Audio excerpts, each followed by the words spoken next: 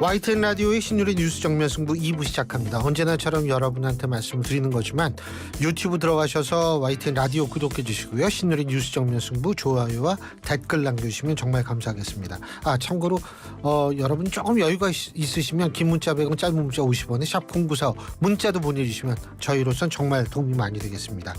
자, YTN 라디오 신율의 뉴스 정면 승부 수요일에 2부는 바로 정치 문제를 정말 날카롭고 그 누구보다도 선견지명감 있게 예측해보는 시간, 엄경련의 촉이죠. 오늘도 시대정신연구소 엄경련 소장 함께하겠습니다. 어서 오십시오. 네, 안녕하세요. 예. 오늘 일찍 일어나셨겠어요? 네, 그렇습니다. 오늘 전 아침에 수업이 있어가지고 적었는데 갑자기 그걸 딱 보니까 완전 이걸 학교를 가야 되나 말아야 되나 한순간 고민했어요. 그 경보 올린 것 때문에. 경보를, 예. 네. 근데 사실 애들은 오고 제가 안 가면 안 되잖아요. 그래서 근데 좀 있다가 해제가 되는데 저는 잘했다고 봐요. 아까도 말씀드렸지만 왜냐하면 북한이 쏘긴 쐈는데 그게 그 사람들이 말하는 우주 발사체인지 뭔지 알 수가 없잖아요. 그렇습니다. 오세훈 시장이 말한 것처럼 예. 안전에 대해서는 다소 과잉된 것도 괜찮죠. 맞습니다. 그렇습니다. 근데 이제 그 얘기를 하려고 그랬던 게 아니라 민주당 얘기를 하려고 했는데 자, 지금 윤관석 의원 말이에요. 네.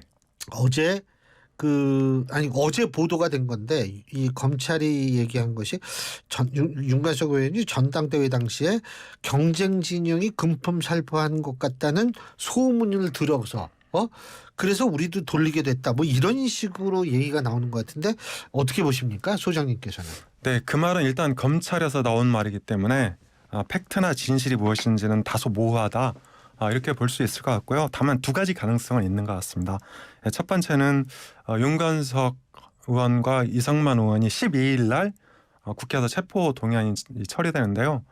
만약에 민주당이 체포 동의안을 처리하게 되면 가결하면 검찰에 구속돼야 되는 거잖아요. 그래서 그것을 미연에 방지하기 위해서 이 경고와 구원의 메시지를 동시에 보낸 거다. 그러니까 윤관석, 이성만 의원 입장에서는 우리는 당신들이 한 일을 알고 있다. 검찰에 들어가면 가만히 안 있겠다. 이렇게 이제 경고 메시지를 보낸 게 첫 번째 가능성이고요. 두 번째는 검찰에서 일부러 그런 사실을 흘려서 민주당의 자중질환을 유도하고 그리고 이제 설사 많이 검찰이 그 정치 검찰이죠, 그야말로. 그런데 이제 수사 기법상 그럴 수 있죠. 예. 또 그리고 이제 이런 과정을 통해서 민주당의 핵심 정체성인 도덕, 청렴 이런 것들이 훼손되는 이제 부산물도 있기 때문에 전 두 가지가 다 가능성이 있다 이렇게 봅니다. 자, 근데 첫 번째 가능성을 중심으로 우리는 니들이 한 걸 만약 알고 있다는 식으로 얘기했다라고 가정한다면 체포동의안은 어떻게 될 것 같으세요? 저는 아직은 체포동의안 가결 가능성은 크지 않다고 봅니다. 그러니까 이 돈봉투라는 것이 이제 과거 그 전당대회 저도 여야를 다 직간접적으로 전당대회 경험을 해봤는데요. 예. 과거에는 돈봉투가 많이 왔다 갔다 했거든요. 그리고 이제 지금은 그것이 많이 좋아졌지만 이제 과거에는 보수 정당이 되게 더 많았고 그런데 시간이 흐를수록 민주당도 만만치 않았죠. 그리고 최근의 흐름을 보면 국민의힘은 청년 정치가 활성화되면서 오히려 도덕성이라든지 이 돈전자 써서 전당대회의 기능이 조금 약화되고 있는데요. 반면에 민주당은 그런 측면에서 과거와 크게 이제 달라지지 않은 것 같아요. 그런 면에서 볼 때 현역 의원 다수가 이 공범 의식을 갖고 있을 수도 있다. 그래서 국민 여론은 비등하지만 내부적으로는 너무 이 탈당까지 했는데 체포동의안을 가결하는 건 야박하지 않나 이런 여론이 있거든요. 그래서 저는 이제 당장은 가결될 가능성은 크지 않고 다만 이 김남국 의원 징계 절차가 시작이 됐는데 예. 물론 이제 그 시간이 좀 걸리겠죠. 예. 다만 김남국 의원에 대해서 징계를 어떻게 할 것인가 이거랑 연동돼 있다고 봅니다. 그래서 지금은 이제 김남국 의원이나 돈봉투나 둘 다 살리고 싶을 것 같은데요. 어쨌든 최소한 한쪽은 민주당이 이제 살리려고 할 거다 그렇게 생각합니다. 근데 김남국 의원 말씀하셨으니까 김남국 의원이 17일 만인가요? 17일 만에 국회에 출근을 했습니다. 그죠? 네. 그렇게 근데 이제 더 이상 뭐 가만히 있을 필요가 없다라고 생각해서일까요? 아니면 본인이 17일 동안 뭐를 했는지는 모르지만 뭐 일부 보도가 사실이라고 가정한다면 뭐 그 거래소에서 뭐 자료를 받았다 뭐 이런 얘기도 나오지 않습니까? 그걸 다 준비를 해가지고 본인이 뭐 반격을 하거나 혹은 본인이 자신의 방어를 하거나 이러기 위해서 나왔을까? 어떤 이유에 17일 만에 등장했다고 보세요? 네, 그러니까 저도 이제 여러 가지 보도를 봤는데요. 아마도 17일 동안 본인이 정말 현행법을 위반했는지, 그리고 이제 이게 활로가 무엇인지 이런 이제 법률 자문도 필요했을 것이고, 각종 자료 확보도 필요했겠죠. 저는 자기 방어를 위한 시간이었다 이렇게 생각이 들고요. 그리고 이제 국회에서 윤리특위가 징계 절차를 본격적으로 시작을 했는데 아직은 시간이 많이 걸립니다. 그러니까 본회의 보고했지만 20일간의 숙려 기간이 필요하고, 그리고 이제 자문위로 이제 어제 넘겼지 않습니까? 이게 1차가 30일인데요. 30일간 더 연장할 수 있습니다. 그래서 숙려 기간 자문위 활동을 그러니까 최대한 하면 80일이 되는 거고요. 그리고 이제 이 80일 동안 그러니까 무슨 일이 있을지, 또 정치는 살아있는 생물이라고 그러잖아요. 80일간의 세기 일주라고 줄을 베르는 소설. 네, 그렇습니다. 예. 그래서 80일간 충분히 저는 뭐 김남국 의원 입장에서는 방어할 수 있다 이렇게 판단했을 것 같고요. 그런 자신감의 발로가 어제인가요? 국회 출근. 17일 만에 국회 출근했죠. 그렇다고 생각합니다. 근데 이게요, 징계 기간, 그러니까 국회 윤리특위가 이걸 오래 논의하면 할수록 민주당의 입장에서 볼 땐 그게 좀 손해 나는 거 아닌가요? 왜냐하면 계속 이게 그 얘기가 심심하면 또 나오고 심심하면 또 나오고 이렇게 될 거니까요.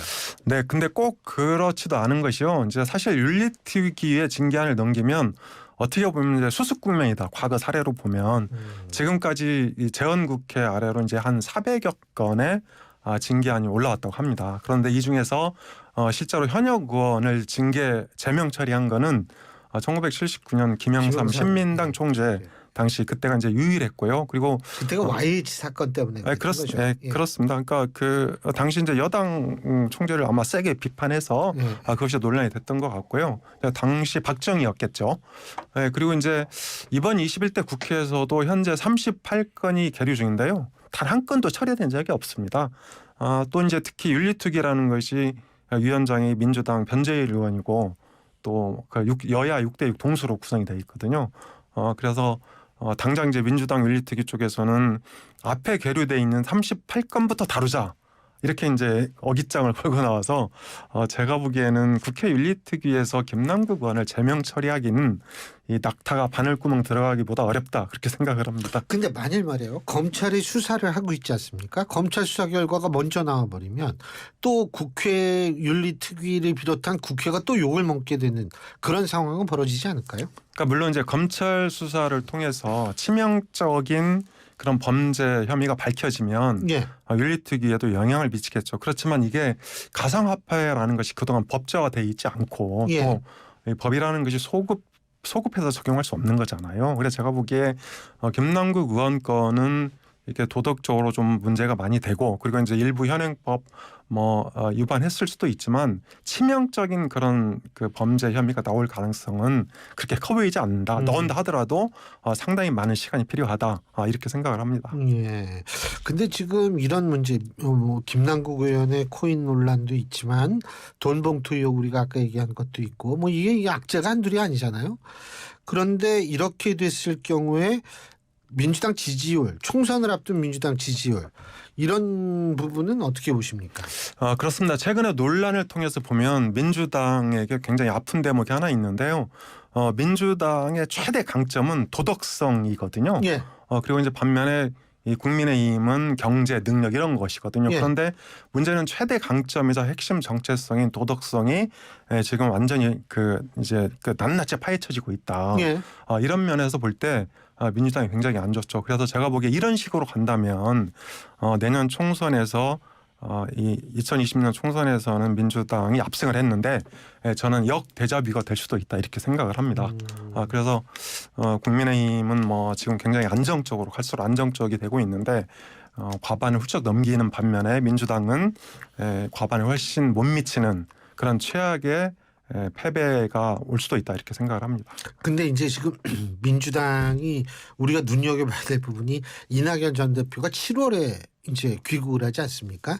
7월에 귀국을 하게 되고 그래서 이게 이낙연 전 대표의 움직임에 따라서 민주당의 이 분열 구조가 좀 더 심화되는 거 아니냐 이런 얘기도 하더라고요 사람들이. 네, 이낙연 대표가 귀국을 하긴 하는데요. 사실 이제 민주당의 대선 후보가 되려면 제가 보기에는 세 가지 대표성이 필요합니다. 예. 첫 번째는 호남을 대표해야 되고, 아하. 두 번째는 이제 이 4050 민주당 핵심 지지 기반인 4050을 대표해야 됩니다. 세 번째는 2030 남성도 민주당 핵심 지지 기반이죠. 여성이죠. 여성이 핵심 지지 기반인데 2030 여성을 대표해야 됩니다. 이렇게 세 가지를 대표해야 되는데 과연 이낙연 대표가 이 세 가지를 대표하고 있냐? 그렇지 질문. 않습니다. 네. 이재명 대표가 그럼 호남을 그렇습니다. 대표하고 네. 2040의 여성들도 이 지지를 받고 이랬나요? 그렇습니다. 현재 각종 여론조사를 보면 이 세 가지 대표성에 대해서 이재명 대표가 확실하게 장악을 하고 있습니다. 그러니까 이재명 대표 입장에서는 이낙연 대표가 귀국을 해도 그렇게 큰 위협은 안 되고요. 다만 이제 이재명 대표에 대한 사법 리스크가 상존하고 있으니까 이제 이낙연 대표는 이 낚시하는 심정으로 강태공의 세월을 당분간 보내면서 때가 오기를 기다려야 된다. 그렇게 생각할 수 있죠. 근데 뭐 이 일각의 얘기는 뭐냐면 결국 이런 문제가 자꾸 불거지고 거기다 이재명 대표의 사법 리스크까지 이제 더해지고 거기에서 이제 강성 지지층들은 이제 더 목소리가 커지고 이렇게 되면 이낙연 대표 뭐 돌아오고 이렇게 막 시끄러워지면 결국 분당되는 거 아니냐? 어떻게 보세요? 네, 분당도 마찬가지인데요. 분당도 이제 몇 가지 조건이 필요하죠. 일단 깃발, 즉 차기 주자가 필요한 건데요.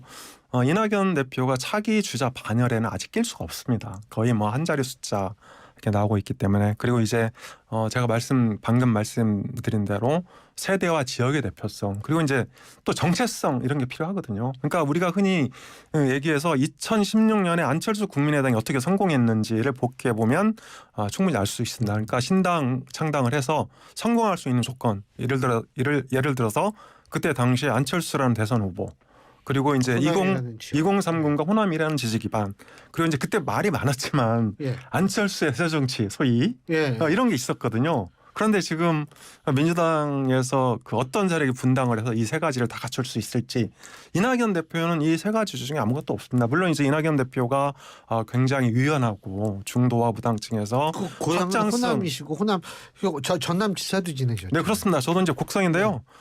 광주 가면 이낙연 전 대표 지지율 1%도 안 나옵니다. 그만큼 왜 이제 그래요? 그러니까 이게 그 이낙연 대표가 이제 민주당스럽지 않은 거죠. 그러니까 이재명 대표는 이제 굉장히 추진력도 갖추고 있고 또 이 좀 세게 나가고 그렇습니다. 또 개딸이라는 그 강성 지지층 팬덤도 있고 그리고 윤석열 정부와 강력하게 맞짱을 뜨잖아요. 이런 것들이 필요한데요. 이낙연 대표는 이제 신사하긴 한데 이 정치적으로 볼 때 매력적이진 않은 사람이다. 이렇게 볼 수 있는 거죠. 그러면은 그 지금 말씀 이렇게 보면은 이재명 대표는 사법 리스크에도 불구하고 민주당 내에서 자신의 정치적 입지와 그리고 자신의 어떤 그 정치적 생명력을 아주 길게 유지할 가능성이 높다라고 들리거든요. 그렇습니다. 맞습니까? 그러니까 예를 들어서 사법 리스크가 현실화하려면 예.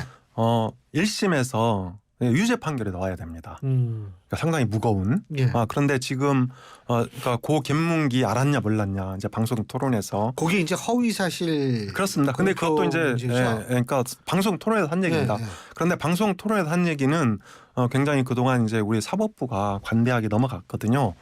그래서 그것이 1심 판결이 나올 가능성이 제일 크긴 한데 과연 그게 유죄가 나올 것이냐 의문이고요. 다른 사안들은 아마도 총선 전에 1심 판결이 안 나올 가능성이 있습니다. 그래서 저는 내년 총선은 이재명 지휘 아래 치러질 가능성이 크고요. 다만 이제 그 과정에서 핵심적인 의혹이 불거져서 정말 총선 전망이 불투명해진다. 그러니까 2020년 국민의힘처럼 한 100석 남짓에 머문다. 이러면 이낙연 전 대표하고 정치적 상상력을 발휘해서 타협할 수 있죠. 예를 들어서 이제 공천을 거의 마무리한 다음에 이낙연 전 대표한테 관리형과 혁신형의 중간 형태인 통합형 비대위를 맡기는 거죠. 이를테면 2016년에 당시 문재인 민주당 대표가 김종인 비대위원장 그렇죠. 영입했듯이, 그러니까 지분 일부를 이제 주고 이렇게 해서 이 단기적으로 공존을 모색할 수도 있다. 그렇게 전망해 볼 수 있습니다. 단기적이라고 하면 그게 언제쯤 나타날까요? 뭐 올해 말이나 빨라도 올해 말이고요. 내년 4월이 총선이니까. 네, 내년 4월이 총선이니까 공천이 마무리되려면 한 1월이나 2월쯤 되지 않겠습니까? 공천 마무리된 다음에. 네, 그래야 이제 공천권 행사하는 거죠. 그러니까 예. 이재명 대표의 캐릭터상 아마도 공천은 자기 책임하에 그분이 그립감이 세시죠? 그렇습니다. 그러니까 대한민국에서 가장 정치적인 인물이 바로 이재명 대표인데요. 아마도 이번 총선을 통해서 민주당을 이재명 당으로 전면적으로 재편하려고 할 겁니다. 요번에 그 총선을 계기로 해서. 그렇습니다. 네. 그러면은 뭐 총선 얘기가 나왔으니까 잠시만. 소장님께서는 총선 전망 어떻게 하세요? 저는 현재 분위기라면 국민의힘이 170석 정도를 얻을 것 같고요. 민주당은 120석 정도에 그칠 가능성이 크다 이렇게 봅니다. 그 이유가 통이 크시네 그냥 전가. 그 이유가 왜냐하면 기까지 나오다. 네, 사실 이제 그 지난 대선은 문재인 정권 심판으로 치러졌거든요. 예. 그래서 0.78%포인트라는 최소 격차 이게 나왔는데요. 이 지방선거에서는 이재명 심판으로 치러졌습니다. 예. 여기서는 이제 전국이 다 레드 타이드, 남미를 우리가 이제 핑크 타이드라고 하는데 그렇죠. 전국이 다 빨간색으로 물들었지 않습니까? 그래서 내년 총선도 지방선거와 유사할 수밖에 없다. 저는 그렇게 보고요. 당장 이제 텃밭만 보더라도 민주당의 텃밭은 지금 호남, 제주밖에 없습니다. 31석이거든요, 여기가. 그런데 수도권은 대부분이 이제 수도권이 문제가 되는데, 자, 지난번 지방선거를 보면 경기도와 인천에서는 박빙이었습니다.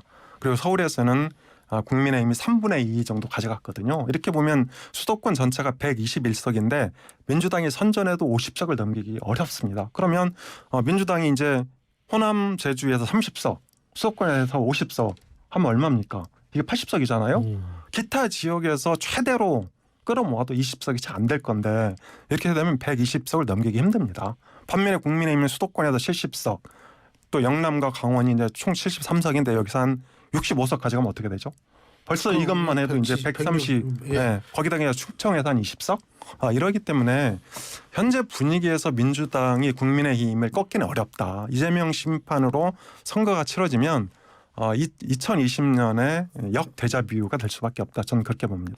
근데 예를 들면 거기 우리가 이제 지금 선거구도 이재명 심판론 뭐 이렇게 되면 선거구도인데 네. 윤석열 대통령의 지지율이 지금이라면 모르겠는데 이게 더 떨어지고 20% 들으면 이건 정권 심판론으로 가지 않을까요? 그런데 이제 우리 선거에서 심판을 할 때 이런 문제가 있습니다. 자, 윤석열 대통령을 심판하면 어떻게 되죠? 윤석열 정부가 5년간 식물 정권이 되는 겁니다. 유권자들이 그걸 원할까요? 그러니까 실익이 없는 거죠. 윤석열 대통령을 심판한. 내 이익을 봤을 때. 그렇습니다. 네. 반면에 이재명 대표를 심판하면 실익이 있습니다. 왜냐하면 민주당한테 끊임없이 성찰과 쇄신, 변화를 요구하게 되는 거죠. 자, 우리나라 국민들이 2020년 총선까지, 그러니까 2016년 총선부터 2020년 총선까지 5년간 보수를 심판했습니다. 예. 왜 보수를 심판했는 줄 아십니까? 성찰과 쇄신 변화를 요구한 겁니다.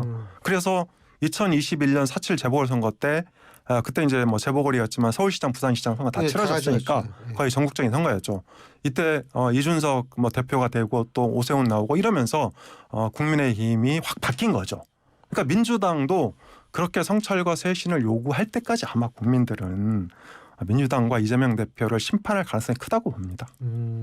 근데 사실 국민의힘 지금 뭐 거기도 존재감이 없다. 뭐 김기현 대표 이거 뭐 지금 뭐 어디가 있느냐 이런 식의 막 비난이 나오는데도 그런데도 불구하고 안착했다라고 보시는 거예요? 네, 그렇습니다. 왜 그러냐면 지금 이제 그 2030이 캐스팅 보트인데요. 2030 여성은 민주당 쪽으로 가 있고요. 2030 남성은 국민의힘을 지지하고 있습니다. 그래서 구조적으로 민주당이 이 벽을 뛰어넘을 수가 없고요. 그리고 이제 여권은 권력이 당정대로 분산이 돼 있는 거죠. 그러니까 국민의힘과 정부 내각 장관들 그리고 이제 용산 대통령실 이렇게 분산이 됐는데요. 사실 지난번 선거 때 김기현 대표를 당대표로 만든 거는 윤석열 대통령이잖아요. 그래서 윤석열 대통령과 김기현 대표는 이를테면 합체가 돼 있는 겁니다. 합체. 로봇처럼. 그래서 변신로 그렇습니다. 그래서 이제 국민의힘이라는 정당의 권력은 지금 어디에 있냐? 바로 차기 주자들한테 있다. 그러니까 홍준표 대구시장, 오세훈 서울시장, 뭐 안철수 의원 안철수. 그렇죠. 유승민, 이준석 이런 사람들이 있는 겁니다. 이런 사람들이 바로 국민의힘의 실체다. 그래서 지금 여권은 어느 때보다도 풍부하고 안정적인 파워를 갖고 있다 이렇게 저는 생각을 합니다. 차기 대권 주자가 많으니까 그러니까 반면에 이쪽은 이재명 대표밖에 그렇습니다. 없기 그러니까 때문에. 이쪽은 여권은 연합군입니다. 그런데 지금 민주당은 독립군입니다. 이재명 대표 혼자 외롭게 싸우는데요. 그것도 막 팔다리가 지금 부러져 있고 이런 상황인 거죠. 이런 상황에서 어떻게 여권을 이깁니까? 불가능한 거죠. 야, 오늘 엄 소장님 말씀 너무 재밌게 들었어요. 이 진짜 뛰어난 분석을 역시 하세요. 오늘 말씀 여기까지 듣겠습니다. 고맙습니다. 감사합니다.